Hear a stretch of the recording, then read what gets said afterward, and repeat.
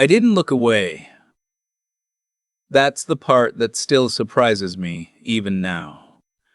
I didn't flinch. I didn't drop my glass. I just stood there at the edge of the living room, holding a cup of coffee that had gone cold 20 minutes ago, and I watched my wife of 31 years kiss my younger brother in the hallway of our daughter's house. It was Thanksgiving. The turkey was still on the table. My grandchildren were asleep upstairs. Someone had left a football game on the television in the den, and I could hear the crowd noise drifting through the walls, distant and meaningless, like noise from another world. I turned and walked back to the kitchen. I set my cup in the sink. I looked out the window at the backyard, at the wooden swing set my son-in-law had built for the kids, at the bare oak tree my daughter had always loved. The yard light was on. A moth was circling it in the cold November air. My name is Gerald. I'm 63 years old. I spent 38 years as a civil engineer, raised 2 daughters with a woman I believed was my closest friend in the world, and I have never once in my life hit another man. I mention that last part because it crossed my mind that night, only for a second. Then it passed. My wife's name is Diane. She was 59 that November, still sharp, still beautiful in the way that some women become more beautiful as they age. Not softer exactly, but more defined, like a photograph coming into focus. She taught high school English for 26 years. She read to our daughters every night until they were old enough to read themselves, and then she kept reading to them anyway because they asked her to. My brother's name is Raymond. He's 56, 3 years younger than me, 4 inches taller, better looking by most accounts. He never married. He said he liked his freedom. He came to every family birthday, every Christmas, every Thanksgiving for as long as I can remember. My daughters called him Uncle Ray. My grandchildren called him Pop Ray. He had been in our home more times than I could count. I stood at that kitchen window for a long time, long enough for the football game to end, long enough for my son-in-law to come in, open the refrigerator, take out a beer, say, "Great dinner, Gerald," and walk back out without noticing that anything had changed, long enough for the moth outside to give up and disappear into the dark. Then I heard Diane come into the kitchen behind me. She said my name. I didn't turn around. She said it again. "Gerald." "I know," I said. A long silence. "What do you mean, you know?" "I mean I know." I turned around then and looked at her. Her lipstick was slightly wrong, a small thing, the kind of thing you only notice after 31 years. "Let's not do this tonight. The kids are here." She stared at me. I had never seen that particular expression on her face before, and I thought I had seen every expression she owned. "Go back to the table," I said. "I'll be there in a minute." She left. I stayed in the kitchen until I was sure my face would not give anything away. Then I went back and sat down with my family, and I ate a piece of my daughter's apple pie, and I listened to my grandchildren argue about which superhero was the strongest, and I did not look at my brother for the rest of the night. That was the beginning. The drive home was 40 minutes. Diane and I did not speak. She tried once, somewhere around the 20-minute mark, when we were passing through the stretch of highway where the streetlights end, and there's nothing on either side but dark fields and the occasional farm. She said, "Gerald, I think we need to—" "Not tonight," I said. She was quiet the rest of the way. "We have a house on Sycamore Creek Road that we bought in 1998. 2 stories, 4 bedrooms, a porch that wraps around the side. I planted 2 dogwood trees in the front yard the year we moved in. They're full grown now.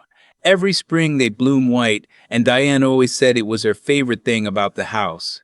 That night I lay in our bed in the dark, and I listened to her breathe beside me, and I thought about 31 years. I thought about the afternoon we moved into that house, how we didn't have enough furniture, and we ate dinner sitting on the floor because the table wasn't coming until Tuesday, and she laughed about it and said it was like camping. I thought about the night our younger daughter was born, 6 weeks early, and I held Diane's hand in the hospital for 11 hours straight, and neither of us spoke much, just breathed together in that small room. I thought about the trip to Oregon we took for our 25th anniversary, how we drove the coast highway with the windows down, and she fell asleep in the passenger seat somewhere north of Florence, with her head tipped back and her hair blowing across her face. I thought about Raymond at every Christmas dinner, Raymond teaching my daughters to fish, Raymond at my retirement party 2 years ago, standing up and giving a toast that made everyone laugh, made me laugh, made Diane laugh. I didn't sleep. In the morning I got up before she was awake, and I made coffee, and I sat at the kitchen table, and I started thinking clearly for the first time. The first clear thought was this: I needed to know how long, not because it would change what I did next, but because I needed the truth to be a real thing with edges I could hold. Not a shadow, not a maybe, a fact. The second clear thought was this: I was not going to do anything fast. I had learned that much in 63 years. Fast decisions made in pain are almost always the wrong ones. Whatever I was going to do, I was going to do it with my eyes open, with every piece of information in my hands, and I was going to do it in a way I could live with for the rest of my life. So I made a plan. It started with the phone bill. I had always handled our finances, not because Diane couldn't, she was sharper with numbers than I was, but because it was something I'd taken on early in our marriage and never let go. I paid the bills online every month. I had the passwords. I knew our accounts. That Monday morning, while Diane was at our book club, I sat down at my desk and I went through 3 years of phone records. Raymond's number appeared 147 times in the last 18 months alone.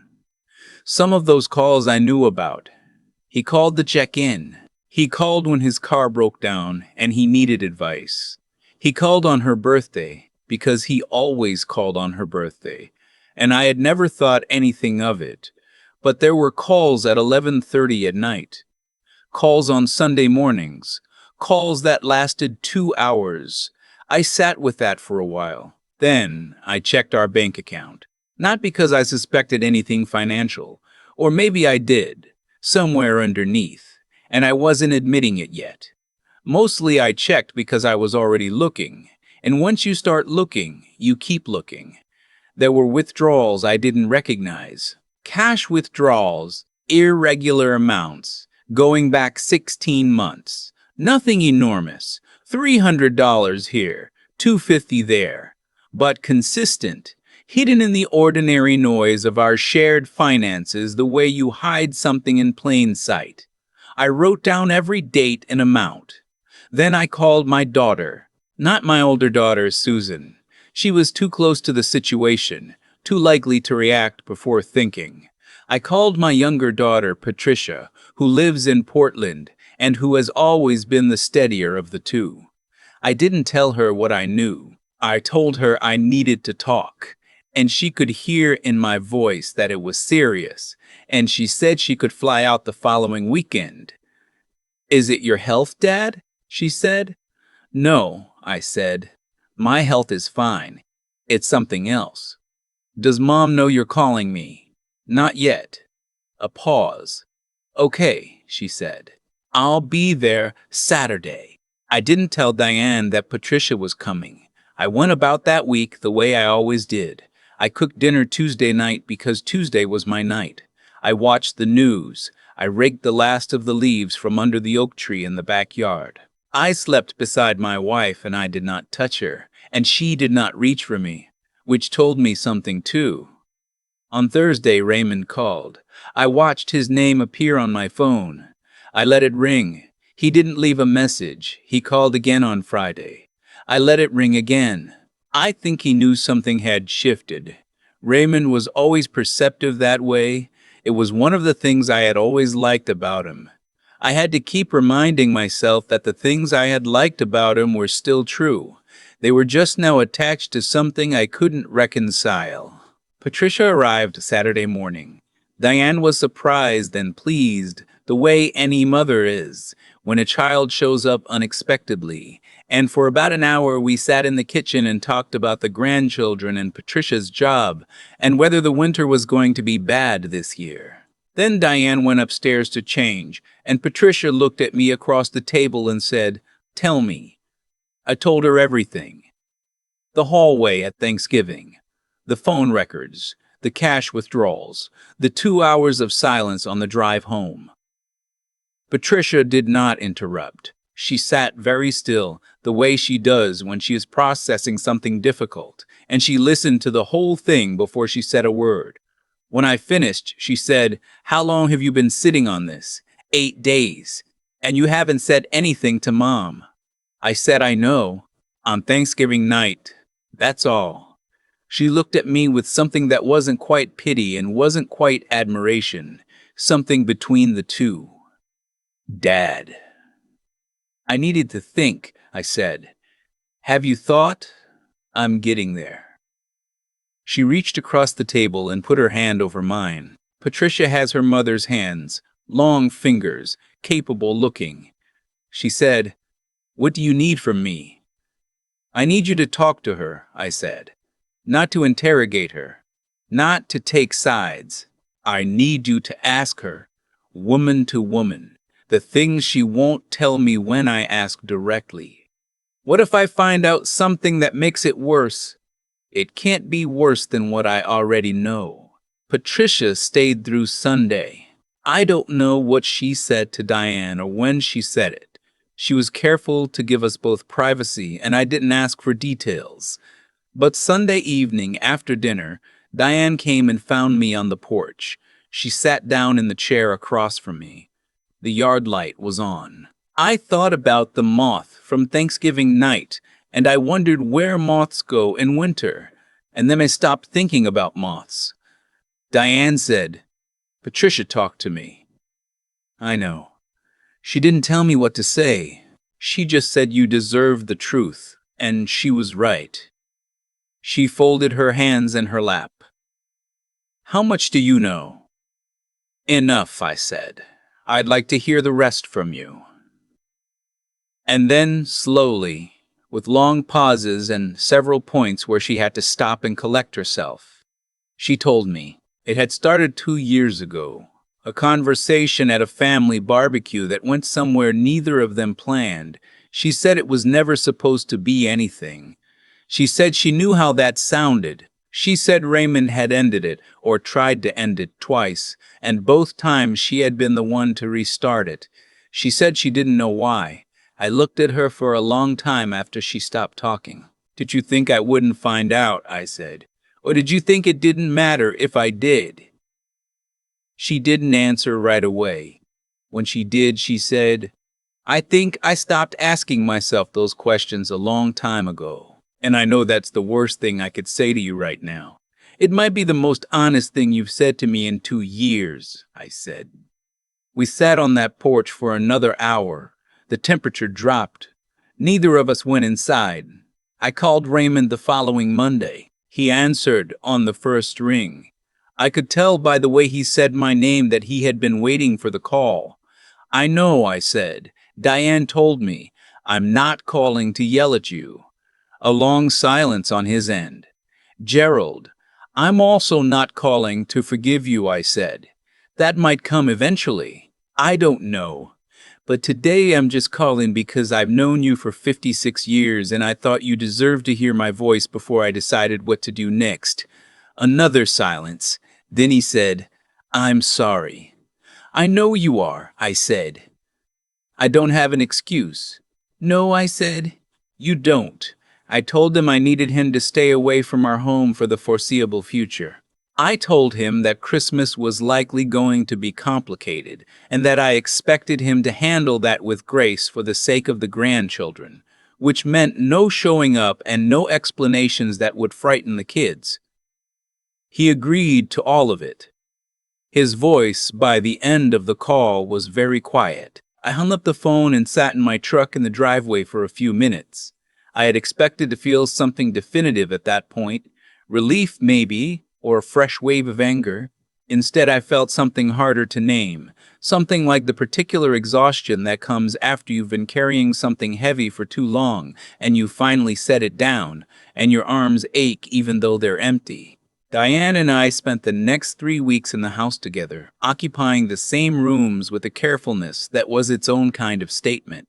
We were not cruel to each other. We cooked together, watched the evening news, answered questions from Susan about Christmas plans without letting anything show. But we slept on opposite sides of the bed with a careful distance between us, and the conversations we had were the surface kind, practical, polite, like two people sharing an office who respect each other professionally, but nothing more.